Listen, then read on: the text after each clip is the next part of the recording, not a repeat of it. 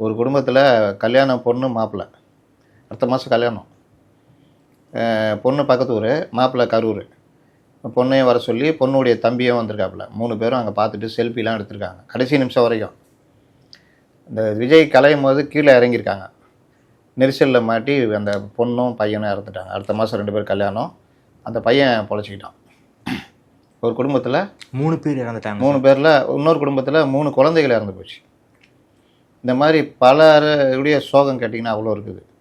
அதனால் இதுக்கு யாரை நீங்கள் காரணமாக்குவீங்க? குறுகிய இடத்துல அனுமதி கொடுத்த காவல்துறையவா? போதிய பாதுகாப்பு ஏற்படுத்த சொல்லணும் அவங்களையா? இல்லை இந்த மாதிரி எனக்கு என்னென்னு அந்த நேரத்தை கடத்தி அதை இப்படி பண்ணால் தான் நம்ம வளர்கிறதுக்கு சரியாக இருக்கும்னு சொல்லிட்டு வந்த இவர்களையா? அதனால் இந்த விவகாரத்தில் இனி நடக்காமல் இருக்கிறதுக்கான என்ன ஏற்பாடு? அரசு இதில் வேகமாக செயல்பட்டுருக்கின்றதை யாரும் மறக்க முடியாது.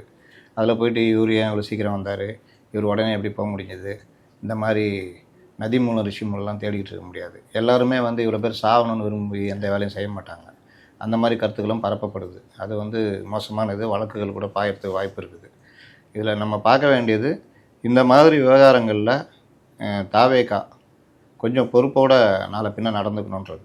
அவர்கள் இது நம்ம குற்றச்சாட்டாக வைக்கல.